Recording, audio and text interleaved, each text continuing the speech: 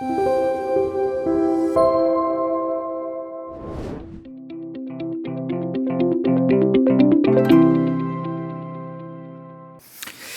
신앙 청사진의 중요성, 균형 잡힌 신앙의 중요성, 이것이 맛을 내게 하는 것이다 배웠고요. 크게 두 번째로 하나님 나라 복음을 누리고 전수하는 것. 자, 이러한 신앙의 청사진을 가진다고 해서 내가 균형 있게 잘 못 자라가요. 공동체 안에서 함께 이 그림을 그리면서 자라가야 되는 것이죠. 이 신앙 청사진은, 이 선명한 신앙 청사진이 공동체 안에서 함께 되어질 때에 우리의 신앙과 인생을 세울 수가 있습니다. 여러분들, 예수를 닮아 성숙하고 풍성하고 매력적인 삶을 살기 위해서 먼저 시각이 교정되어야 되죠. 이게 신앙 청사진을 통해서 우리가 분명히 봐야만 합니다. 시각이 교정되어지면 생각이 교정되어져요. 생각이 교정되어지면 행동이 교정되어집니다. 행동이 바뀌게 되어지면 그 다음에 습관이 바뀌게 되어져요. 습관이 바뀌게 되어지면 인생과 신앙의 전반이 바뀌어지게 되는 것입니다. 그래서 우리가 큰 그림을 바로 아는 것에서 시작하는 것이 굉장히 중요하고, 이 바뀌어진 시각이 계속해서 반복적으로 내 것이 되어서 생각의 변화가 일어나고, 그것이 행동이 되어지고, 그것이 습관이 되어지고, 그것이 인격이 되어지고, 인생 전반이 변화되는 그러한 열매들을 맺어가야 되는 것이죠. 근데 이것이 혼자 하는 것이 참 힘들어요. 그래서 하나님은 건강한 공동체를 주셔서 함께 이러한 신앙의 열매들, 아름다운 모습을 만들어 가도록 우리를 부르시고 계시는 것이죠. 그러면 이 사람의 생각과 습관을 바꾸는데 가장 유익한 공동체가 어떤 공동체인가? 건강한 공동체가 어떤 공동체인가? 한 4가지 정도만 여러분들에게 말씀을 드리면요, 성경에 이미 다 나와 있고 또 우리가 몇 번 반복했던 것입니다. 첫 번째는 에베소서 4장 13절 말씀에 우리가 다 하나님을 믿는 것과 아는 일에 하나가 되어 온전한 사람을 이루어 그리스도의 장성한 분량이 충만한 데까지 이르리니, 하나님의 아들 예수 그리스도를 믿는 것과 아는 것에 하나가 되는 것, 이것을 도와주는 공동체. 그래서 그리스도의 장성한 충만한 분량에까지 담도록 하는 공동체가 좋은 공동체입니다. 신앙 공동체는 교제 집단이 아니거든요. 그러니까 나를 알아주고 서로의 필요를 채워주는 것은 세상의 동호회도 할 수 있는 것입니다. 신앙 공동체의 본질적인 것은요, 예수를 아는 것과 믿는 것에서 하나가 되는 것입니다. 그래서 예수 닮는 것을 도와주는 공동체, 장성한 믿음의 분량이 자라가도록 서로를 자극시켜주는 공동체가 건강한 공동체라는 것입니다. 그냥 우리가 좋은 사람들이 모여서 좋은 교제를 만드는 것, 그것이 건강한 공동체가 아니라는 것입니다. 성경은 분명하게 예수 그리스도 아들을 믿는 것과 아는 것에 하나가 되도록 도와서 그리스도의 장성한 분량에까지 이를 수 있도록 도와주는 것. 이것을 기준으로 우리는 우리의 소그룹은 과연 그런가? 우리의 교사 모임은 과연 그런가? 우리의 부서 모임은 과연 그런가? 이 판단을 가지고 우리가 건강한 공동체인가 아닌자를 분별해야만 한다라는 거예요. 두 번째, 건강한 공동체의 모습은 진리에 순종함으로 영혼이 날이 갈수록 깨끗해지는 공동체입니다. 베드로전서 1장 21절에 보면 너희는 그를 죽은 자 가운데서 살리시고 영광을 주신 하나님을 그리스도로 말미암아 믿는 자니 너희 믿음과 소망이 하나님께 있게 하셨느니라 라고 이야기하고 있습니다. 죄송합니다. 제가 이 성경 구절을 잘못한 것 같은데, 베드로전서 1장 21절 다시 한번.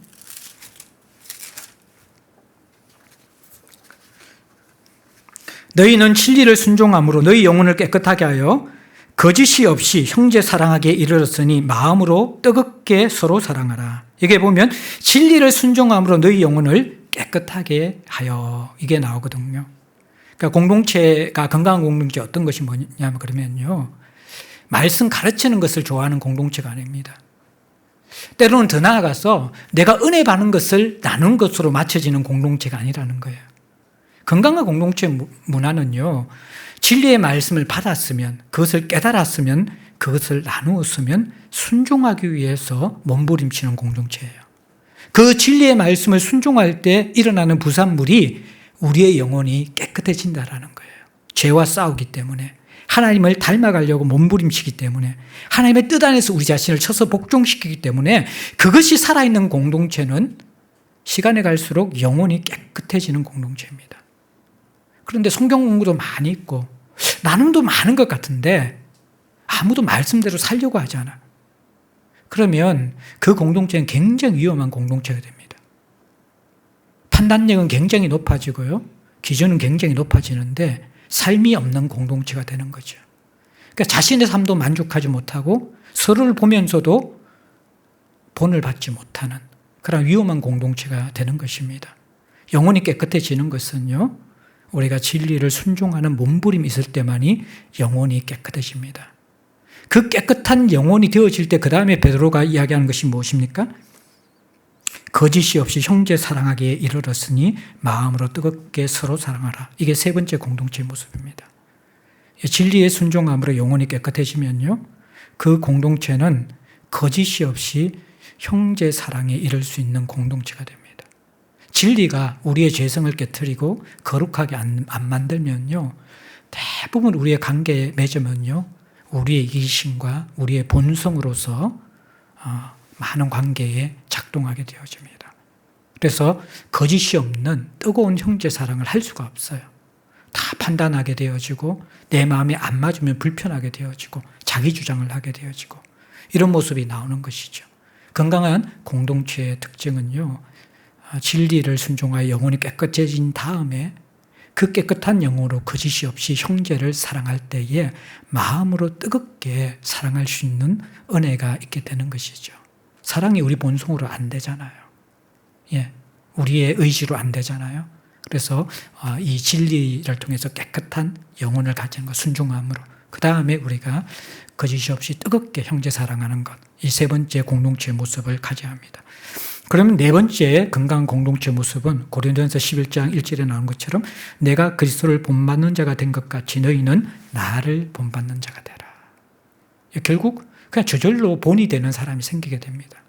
진리에 순종하고 거짓이 없는 영혼으로 뜨겁게 사랑하는 사람들이 많으면요, 사실은 서로가 다 본이 되는 것이죠.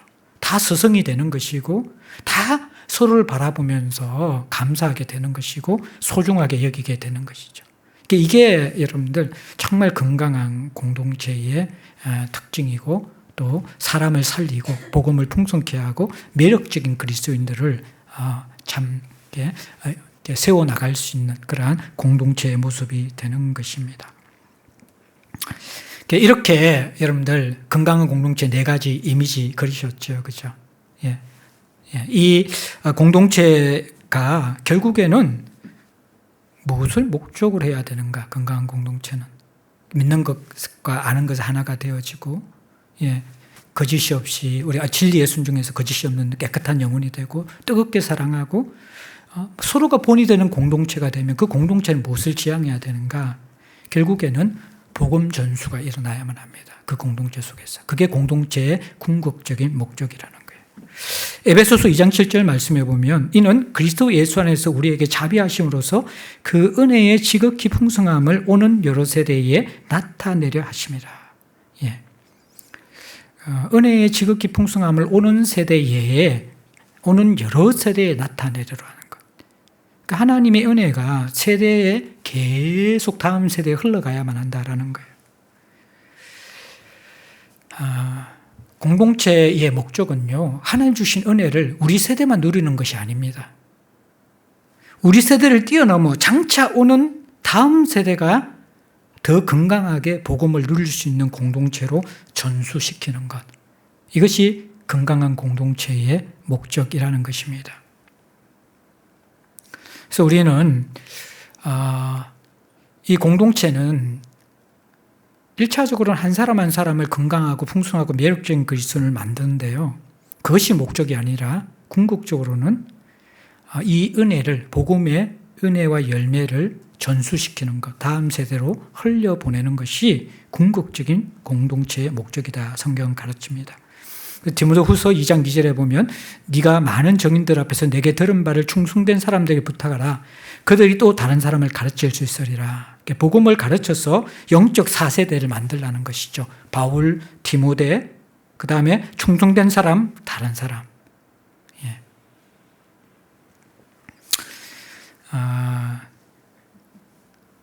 당대에 아무리 건강하고 좋은 공동체라도 복음 전수가 일어나지 않으면요, 그 공동체는 미래가 없는 것이죠. 유럽의 교회가 얼마나 신앙의 본과 순교의 정신들을 가지면서 자라났습니까? 근데 복음 전수가 일어나지 않으면요, 그 하나님의 영광을 찬양하고 예배했던 교회들이 이제는 다 사람들의 그냥 사진 찍는 관광 명소로만 자리 잡고 있는 것 우리가 보게 되죠. 하나님 나라의 복음 전수가요, 어떤 정치 지도자가 국가 종교를 만들어서 그게 가능하게 되었습니까? 어떠한 이 시스템과 전략을 통해서 그 때문에 하나님 나라 복음이 전수되어졌습니까? 아닙니다. 하나님 나라의 복음 전수는요, 사람에 의해서만 가능합니다. 왜 여러분들 복음 전달이라고 하지 않고 전수라고 하는가? 전달은 입으로 지식만 전달하는 거예요. 그래도 전달이 되어져요. 전수는요, 어떤 개념이냐 그러면요, 여러분들 인간 문화재, 무형 문화재가 도제를 키울 때, 제자를 삼을 때에 어떻게 합니까? 1차적으로는 무형 문화재 된 사람이 그 기술에 대해서, 그 문화에 대해서 완전하게 자기 것으로 습득한 사람만 전수할 수 있는 거예요. 교회의 복음 전수는 언제 일어나냐 그러면요, 내가 복음을 정확하게 깨닫고 누리지 않는 이상은요, 절대로 복음 전수는 일어날 수 없습니다. 그것은 복음 전달입니다. 근데 전달로 사람들이 변화되지 않거든요. 본이라는 것은 전수거든요, 전수. 자신이 충분히 이해하고 누려서 온전히 자기 것이 되었을 때만이 다른 사람에게 전수할 수가 있습니다. 이러한 사람들이 있을 때 복음 전수가 일어나고요, 이러한 복음 전수가 있을 때에 교회의 다음 세대의 미래는 있을 수가 있는 것입니다. 그런데 더 엄밀한 의미에서는요, 복음 전수의 최대의 수혜자는요, 다음 세대가 아니라요, 복음 전수자입니다. 이것은 복음을 가르치고 섬기고 그렇게 살아내고 전수하는 자들만이 할 수 있습니다. 여러분들, 복음은 참 심오하거든요. 근데 단순해요. 심오하고 단순한 것이 내 것이 되려면 무엇이 필요한지 아세요? 반복입니다, 반복. 여러분들, 모든 무형 문화재에 그 정신들과 문화들은 무엇으로 전수되어집니까? 끊임없는 반복으로만 전수되어집니다. 복음의 놀라움은요, 단순하고 심오하기 때문에 그 복음을 끊임없이 배우고 가르치고 살지 않으면요, 복음이 내 것이 되지 않는 거예요. 그래서 제가 선교단체 사역할 때에 사람이 자라나는 최고는요, 다른 사람의 복음을 전할 때 자라나요. 캠퍼스에 1학년들이 들어오잖아요. 정말 어린아이고 자기 중심적이고 자기 필요만 요구하거든요. 근데 갑자기 2학년이 되면서 얘들이 바뀌게 되어져요. 무엇이 그것을 바꿀까요? 프로그램이 달라졌을까요? 좋은 리더를 만났을까요? 공동체가 더 건강해졌을까요? 아닙니다. 딱 하나 달라진 게 있습니다. 1학년 때 리더를 통해서 배우고 받기만 하던 그들이 2학년이 되면서 넌 크리스찬이나 어린 그리스도인 한 사람을 붙여줘서 그 사람들을 리더로 만들거든요. 그러면 복음을 전하기 위해서 자기가 열심히 그걸 또 공부하는 거예요. 나누기 위해 가지고. 다른 사람을 섬기기 위해서 공부하다 보면 그것이 자기 것이 되는 거예요. 그러면서 그것이 계속해서 반복하게 되어지면요, 이 진리는 정말 단순해 가지고요, 이게 반복하면 그것이 내 인격이 되어지고 내면화가 되어지고 습득화가 되어지는 것을 우리는 경험할 수 있는 것입니다. 제가 제자리 공동체에 와서 조금 마음이 아팠던 것은 뭐냐 그러면, 신앙의 기초에 대해서 함께 공부하고 나누자고 했을 때 목사님 그 몇 번 해서 다 하는 거 그 왜 또 합니까? 그 말을 너무 제가 많이 들었어요. 복음이 뭔지 모르는 사람들이거든요. 저는 목사이고 수십 년 복음 전도를 했고 제자 양육을 했지만요, 또 이 신앙의 토대 공사도 20년 이상 제가 가르친 내용이에요. 근데 또다시 정리하면서 저는 그것이 새롭게 다가와요. 왜냐 그러면 복음은 너무나 심오하고 깊이가 있는 진리이기 때문입니다. 여러분들, 복음 전수의 최대 수혜자가 누군지 아십니까? 자기 자신입니다. 복음을 전하는 자들만큼 건강한 사람이 없어요. 사람들에게 복음을 나누고 복음과 함께 교제하는 사람만큼 수혜자가 없다라는 것을 여러분들이 기억을 하셔야만 합니다. 그래서 신앙의 토대 공사의 완성은요, 그러니까 여러분들이 이거 6개월 동안 잘 들었구나, 너무 긴 강의인데 그래도 들을만 해서 아무것도 남는 게 없습니다. 그냥 또 제자 훈련의 하나의 기초 과정 배웠구나, 조금 체계화된 거 하나 배웠구나, 그 정도밖에 안 될 겁니다. 그런데 이것을 가지고 여러분들이 한번 한 5사람에게 반복적으로 이것을 한번 가르쳐 보십시오. 머릿속에 이것이 확 다 들어와요. 신앙의 청사진이 자기 안에 확 각인되어진다라는 거예요. 그것을 가지고 계속 기도하고 그렇게 살기 위해서 몸부림치고 또 다른 사람께 나눠야 되기 때문에 본이 되기 위해서 내 삶을 삼가 조심하고 이 삶이 계속 반복되게 되어지면요, 최고의 수혜자가 누군지 아십니까? 복음 전수자가 된다라는 거예요. 저는 우리 공동체에 증국 같은 사람이 너무너무 많아요. 보석 같은 사람이 너무너무 많아요. 근데 딱 하나 아쉬운 게 뭐냐 그러면요, 이분들이 복음 전수자가 되면요, 지금의 그 아름다움과 그 영향력에, 그리고 자신이 누리는 신앙에 비교할 수 없을 정도로 더 많은 것을 누릴 수 있다고 생각이 들어져요. 물론 저도 이제 목회자가 되고 나서 제일 아쉬운 것이 1:1 관계에서 이러한 복음 전수가 되는 것이 쉽지 않다라는 거예요. 지금 제가 이 교회에 와가지고 단임 목회하면서도 1:1 관계를 놓지 않기 위해서 형제들 17명 정도와 4개월에 걸치는 성경 공부를 했었어요. 그 이유가 뭐냐 그러면 내가 살기 위해서입니다. 내가 살기 위해서. 대중적인 신앙생활은 결코 잘하지 않습니다. 복음을 받아들이기만 하고 아무에게도 전하지 않는 사람은 그 사람에게 추상적인 개념밖에 남아있지 않을 것입니다. 그러나 복음을 전수하는 사람에게는 자신 속에서 심화되고 다른 사람의 인생까지 바꾸는 하나님의 능력을 경험하게 될 것입니다. 여러분들, 복음 전수의 경로를 나로부터 계속해서 역으로 추적해서 올라가 보십시오. 누가 있을까요? 저는 저를 복음 전도까지는 아니고 교회 와봐라고 전도했던, 소풍 갔을 때 놀러 가자 했었던 그 친구가 있어요. 계속 올라가다 보면요, 결국에는 12사도가 나올 거예요. 그죠? 그리고 그 위에 정점에서는 예수 그리스도의 복음 전도로부터 시작된 것이죠. 이게 하나님 나라의 영적 흐름도입니다. 그 예수 그리스도 한 사람을 통해서 복음이 12제자를 통해서, 그리고 수많은 익명의 그리스도인을 통해서 여기까지 우리에게 왔는 거예요. 지금도 이 영적 흐름도는 계속해서 복음 전수를 통해서 개성되고 있습니다. 제자들 교회는 어떻게 우리의 복음 전수를 개성해 나갈 수 있을까요? 우리 세대에서 그래도 건강한 교회에서 추억으로 남기는 교회로 만들 겁니까? 아니면 나도 정말 실체를 제대로 붙잡고 더 매력 있게 풍성하게 누리고 우리의 다음 세대 자녀들은 더 아름답게 누리는 교회 공동체로 만들고 싶습니까? 내게서 영적 흐름도가 끊어질 수도 있죠. 그리고 내게서 영적 흐름도가 정말 수많은 가지를 뻗치면서 풍성하게 흘러 내려갈 수도 있습니다. 그러한 중요한 우리 인생에 사명이 있고 우리의 역할이 있다는 것을 우리는 분명히 기억해야만 할 것입니다. 마무리합니다. 오늘 우리는 정말 풍성한 삶, 세상 사람들이 저 사람 보면 한번 예수 믿고 싶고 저렇게 살고 싶다, 도대체 복음이 뭘까라고 도전할 수 있는 그러한 신앙생활을 한번 경험하고 싶다. 무엇이 필요합니까?